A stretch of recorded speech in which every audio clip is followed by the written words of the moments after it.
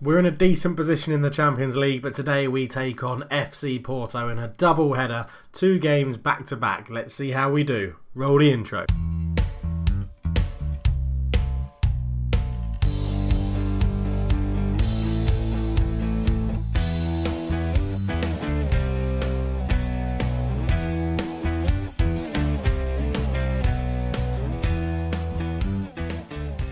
Hello everybody, welcome back to NK Maribor Save. I am Cultured Left Foot. Pleasure to have you with me, and hello to all the new subscribers that we're picking up along the way. We're pushing up towards the 650 mark or somewhere like that now.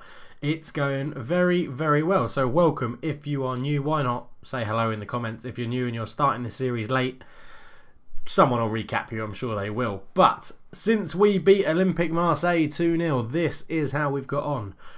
Very, very well. We've beaten Greece 7-0. 2 for Cardos, 2 for Hodzic, 1 for Dedeu, 1 for Blazic, and 1 for Duran as well. And then we beat Domzale 5-0. A hat-trick for Francesco Duran, 1 for Cardos, and 1 for Sami Sekuti, the centre-back getting his first goal for the club, which means we come on to face FC Porto in very, very good form. If we have a quick recap of the group stage, we are in second place. No, we're not. We are in top. By goal difference, we've scored 1 more goal, but 2 wins against FC Porto would see us very comfortably through from the Champions League group. Is this going to be our year? I really hope it's going to be our year. But to find out, we'll have to play these 2 games. And the first step is obviously getting out of the group. Something which we haven't done in the past 2 seasons. But then we went on to win the Europa League in those 2 seasons, which is very, very good. If we have a quick look at the coefficients and just show you how we're doing. So, as a league nation, we are in the 10th place position still. Our coefficient still starts really low because of how poor rep our league is. But we are creeping it up ever so slightly. Where are we? 10. There we go. So looking at this year, we're staying in 10th. Next year, we've got a lot of work to do. We need the other teams to pull their weight. If we look at the qualification places, we are still creeping up. We could really do with another team getting into the Europa League later stages. And yeah, breaking into this top 4 or 5. Well, first, top 5 is going to be incredibly hard. Our actual national team is pretty rubbish, to be honest. And there's not really much else you can do about that. 44th is where Slovenia are. There we go. We went up 9 last year, which isn't too bad. Could be a hell of a lot better, though. But if we have a quick look at the squad before we go into the game, so most appearances has gone to Christian Hodzic, our main man in attacking midfield. Most goals, obviously Alex Cardos, but followed very closely by Francesco Duran. And assists is Duran, Cardos and Dedeu. Sort of all the people you would expect. I quite like the fact our strikers like to pass the ball as well as score goals, which is really good for our tactics. We are still using the 4-1 or 4-3-1-2, sorry. I'm very appreciative of all your comments that you leave below, and I'm going to take some of them into consideration. I'm going to sneeze. Glad I cut that out for you because that was a loud one. Against teams that are slightly bigger than us today, or this attacking midfielder will change to a box-to-box and we'll start Schweinnetter. We do have the ability to drop one of the centre forwards if we need to, or drop Hodzic back into this defensive midfield role and play someone like Danks, or a Jay-Z can play there, or Luis Carlos. There's plenty of choice, really, plenty of choice. This is the team we're going to use against Porto, and this is the formation. Vigalato in goal, Ills, Kovac, Seketui, and Tapia are the back 4. Sainz, Ajazi, and Dedui. Hodzic in attacking midfield, Duran and Cardos. So, with all that done, I'll see you at kick-off. And the game gets underway with Porto kicking off. Their striker, Casamar, or Casamana, I think his name is, one of those 2, is their danger man. We are sticking with key highlights, and as I said, it's all going to be 2 games. They're going to be key highlights and goal replays. So, we're into about the 30-minute mark, and we've got our first highlight of the game. It's out to Husselhoff, tackled by Tapia. Tackled by Tapia. There's a bit of rhyming for you. Sainz, or into Duran. Duran shoots, bottom corner, 1-0. The guy who we bought in from Barcelona has got his 16th goal of the season. Looks to be an incredible footballer. Will he be firing us with Alex Cardos to Champions League glory? Who knows? It was a good ball into Sainz. Sainz found a bit of pocket of space that he could get into. Lovely ball through to the pale monster, Francesco Duran. He's really, really pale for someone that's come from Spain. Anyway, We are 1-0 up. I don't need to get bogged down in the skin tone of Francisco Duran. Back out to Sainz again, into Duran again. Can they get another link up? Duran cross-blocked. Hodzic tries to pick it up, but Canaria gets there. Kovac, great interception. Ills into Hodzic. Hodzic runs at Dideo. Cardos turns. Sainz, bit of space here for Ills. Marin Ills, ball in. Cardos is there. Turns, shoots. It's 2-0. Really comfortable at the top of the group now. Celtic are beating Marseille as well, 1-0. But we are on fire at the moment. Ills, ball in. Carlos with a touch out of his feet. Another touch to set him up. And the goalkeeper's beaten at his near post. It's poor goalkeeping. But I don't care because we are 2-0 up in the Champions League group stage against Porto. I was going to get really excited then and say it was like the quarterfinals or something. But it's not. I'm just so used to facing Porto later on in competitions. But we're into half time. My ramblings have been going on. We are into half time, and we damn right, Henrik Pedersen, we can be pleased with the efforts. Not that they really care, but we back that up with telling everyone that we have faith, and we're going to carry on going out there and hopefully get a few more goals just to make us secure in this group. The next game is Porto again. We'll be going away to Portugal, and hopefully we can beat them in their own backyard. And as I said, that should secure us qualification from the Champions League group pretty easily, as we're looking to come forward again. Tapia tried to find Cardos but couldn't get it through, and Husselhoff comes forward. Castellanos, Kovac, what a header. He's awesome, but they've got him behind with Canaria straight at Vigalato, made a really good save, and we're playing very well. They've had 2 shots on target, with 5 shots, 5 on target we've had, so their keeper's obviously playing quite well as we get a goal kick, because that corner came to absolutely diddly squat. So Jose has just intercepted the ball well. Kovac all the way back to Vigalato. And we're controlling this very well. And if you're enjoying the series, why not leave a like? It'll be really good to see how many people out there are enjoying the series. As Hodzic comes in, into Dideo. Dideo looks for a run. Cardos, Duran, into Sainz. He's in on goal. Shoots. It's 3-0. And I don't think I pictured this in really my wildest dreams of Football Manager. As Dideo puts the ball into Cardos. Duran brings it down. What on earth was that? Let's just rewind that a second. Francisco Duran. What is that? That is unbelievable. What a ball through to Sainz, who rifles it into the roof of the net. Again, I don't know why goalkeepers on Football Manager just seem to run at people. They don't seem to make any attempt to save the ball. They just seem to run and run and run and hope that they're going to get the ball. And they never do, or they very rarely do. I don't think I've really ever seen a goalkeeper just sort of run at someone. Francisco Duran's picked up a stub toe. That's good, isn't it? That's brilliant. That's what everyone wants in life. One of your main strikers to get a stub toe. He's going to come off. My friends and I always used to have a discussion about the worst way to die. And they always said, if you had a bleeding stub toe that wouldn't stop bleeding, that would be the worst way to go. A bit of a fact for you. That was well back in school days, that. As Duran's tackled by Hank.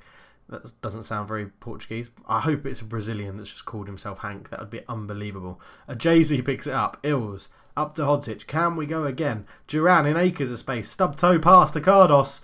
What a save from Leguzia. A great save, the commentary says. It sure did look like that. And Francisco Duran showing that he can even pass when he's got a little weird stubby toe. So well done to Francisco Duran. He's gone off now. We've got number 9 and 10 up front. Hamza-Begovic and Cardos. As Hank gets it. Lovely ball through to Carlos Enrique. He shoots. Oh, what a lob. I don't mind conceding that. That's a wonderful lob. I'm excited to see this in 3D. Hank, good ball over the top. Enrique in front of acres of space. And then, oh, it's beautiful. It's floated to perfection. Absolutely brilliant from Carlos Enrique. Really good. Hopefully they won't score anymore. Leguzia with a goal kicker. Jose brings it down. Hodzic is there, but he's tackled by Losada. Carlos Enrique comes forward into Husselhoff. Ball across. Canaria shoots into Vigalato. And I've seen enough to think that they are slowly getting back into this. So I'm going to take Didui off. He's going to be replaced by Steinvetter. And then we change this to a box-to-box. Just to go that little bit more defensive, as I discussed literally before this episode.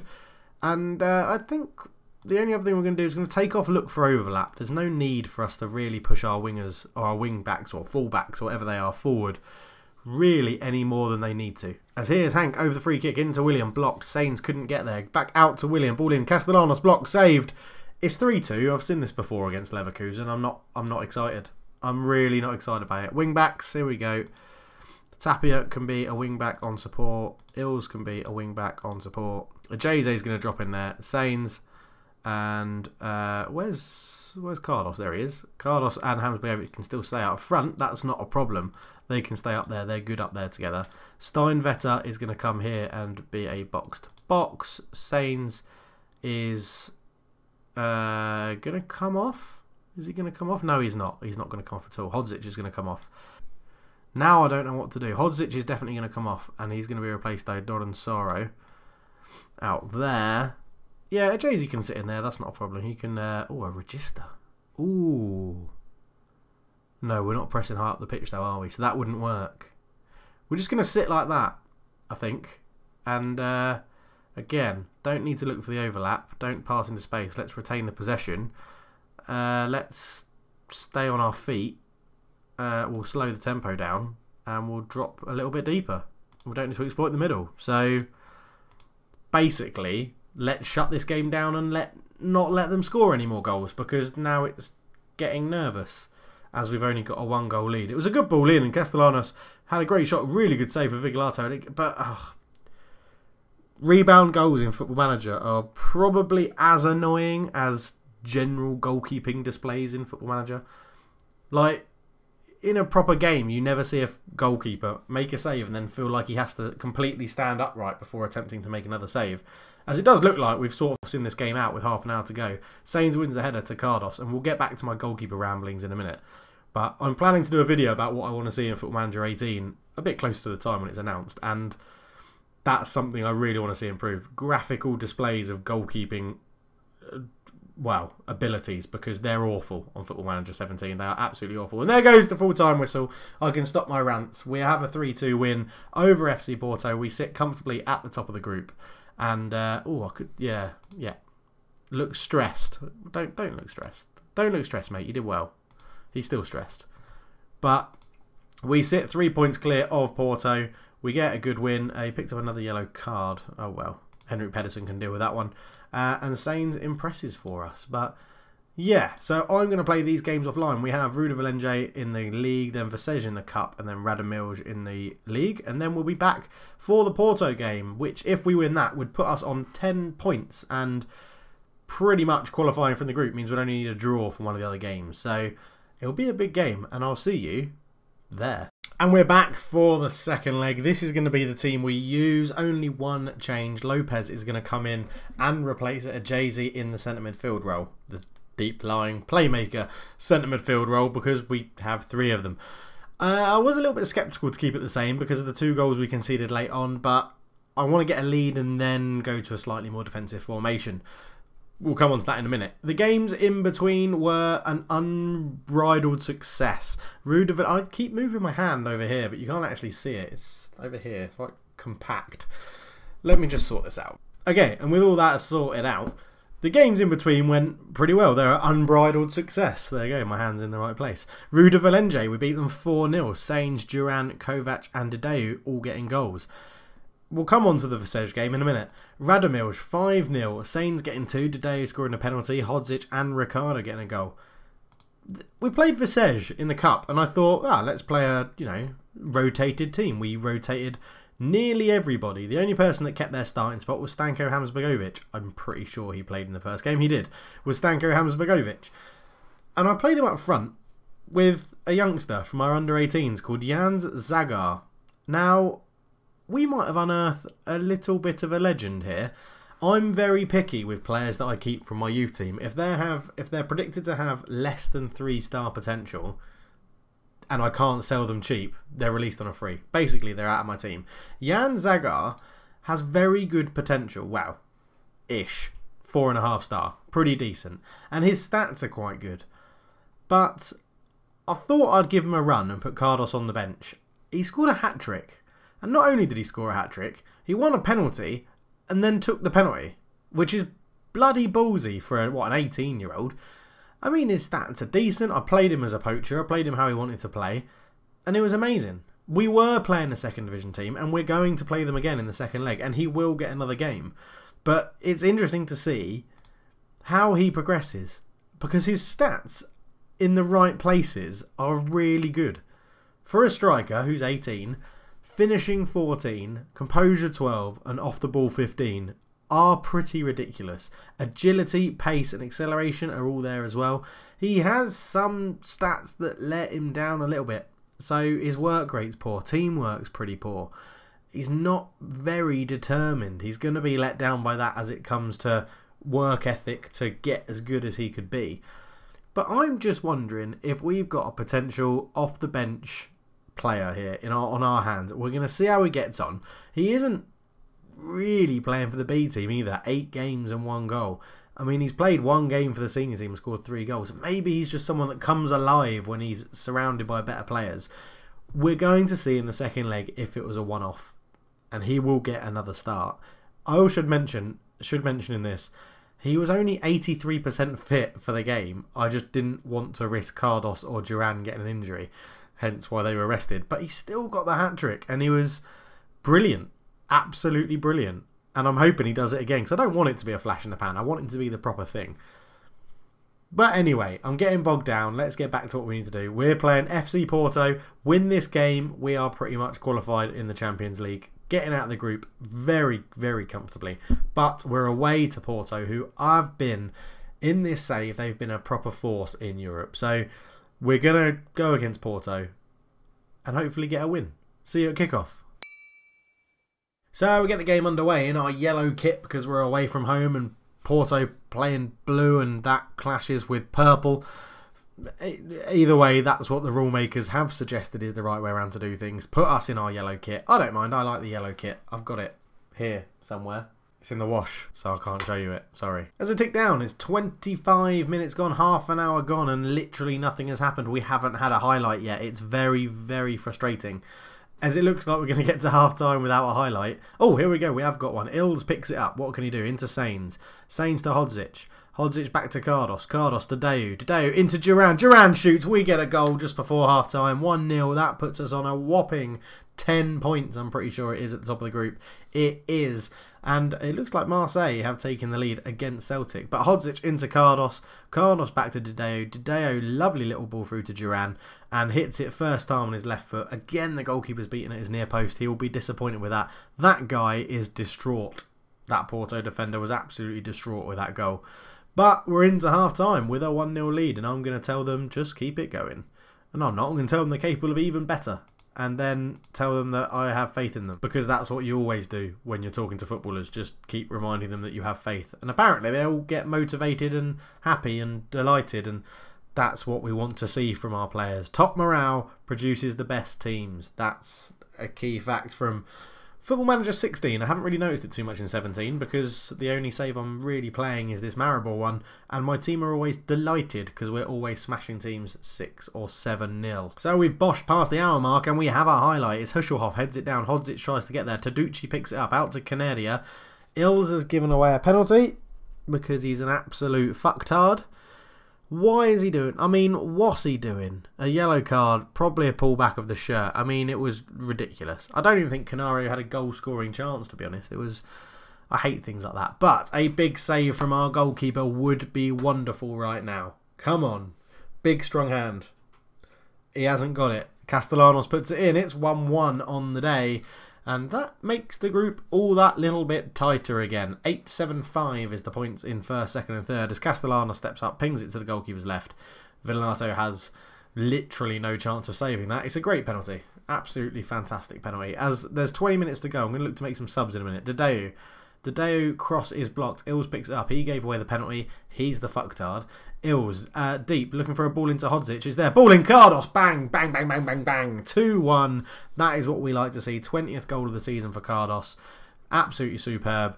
And I don't like the way it automatically went back to the kickoff. I think there's going to be a kickoff straight from the highlight. But Hodzic, lovely ball in. Cardos didn't even take a touch. Just fired it home as soon as it landed at his feet. And that is what we like to see. And we are going to make some changes. Sekatui is... I don't know if I'm pronouncing that right. Sekatui. It rolls off the tongue. It's good. Ills is going to be replaced by Doron Soro. And I think we're going to do Lopez for a Jay-Z. And I am going to do... yeah, Sains is going to come off and be replaced by Steinvetter, who's going to become a box-to-box just to help out that right-hand side a little bit. And hopefully we can see this game through and take the lead. Take the lead. keep the lead and win the game, I guess is the point of football. As we're inside the last 5 minutes, there's another highlight on Hodzic. Why must you be so moronic? Why must my players get sent off? You're an idiot.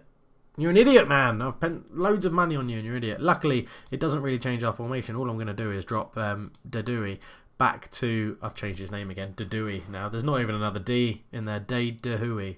Dadui. I don't know. Dadui is what he's going to be called. We're not going to change anything. We just are going to do... We're not going to look for overlap anymore. Don't need to pass in space. Retain the possession. Stay on our feet. We've seen this all before. Sit slightly deeper. Let's lower the tempo. And we'll sit a little bit narrow, so it's harder for them to break through us. That's what we're going to do. I'm talking unbelievably quickly as Hasselhoff puts this ball in, headed clear, and Willian has a load of time and space, but he lets Cardos get back to him as puts the ball through. Tapia with a clearance. Duran's there. Duran looks to turn into Cardos' feet. We couldn't launch anything from it, and we're into the last couple of minutes now as Hasselhoff looks to get away from the defence down to the byline. Ball across. Taducci's there. Fucking late goals. They really annoy me. I apologise to headphone users for me slapping the desk and my wedding ring, making what would probably be quite a very loud and very uncomfortable noise. I do apologise, but this game has the capability to really frustrate me as Taducci gets in there. A draw isn't the end of the world. I'm expecting us to beat Marseille and Celtic, but that's just really annoying. Hasselhoff in, Taducci off the line. Oh my god, they've won it.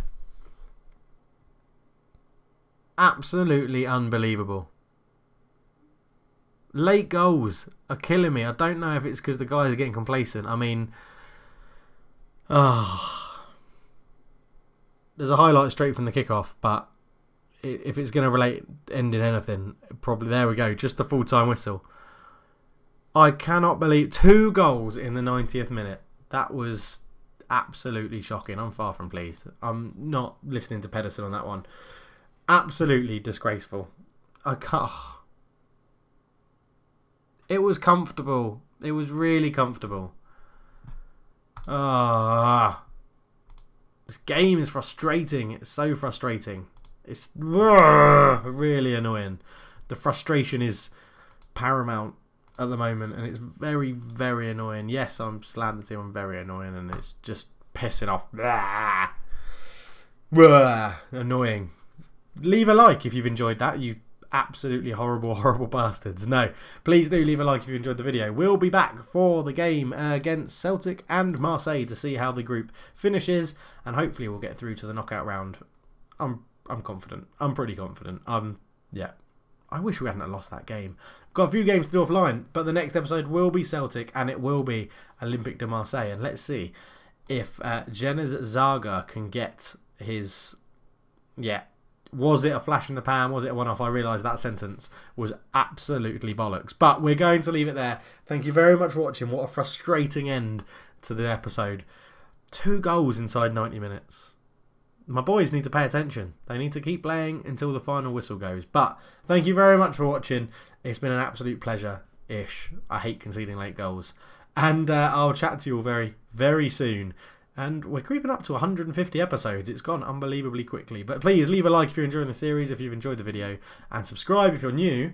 And yeah, let's interact in the comments. Leave me something to say. Leave me something to say? Yeah, why not? If you've got this far in the video, put something in the comments and say, Dave, I want you to say this. And I'll say it in the next video. As long as it's not rude and it's not offensive, I'll say it. Excellent. See you around.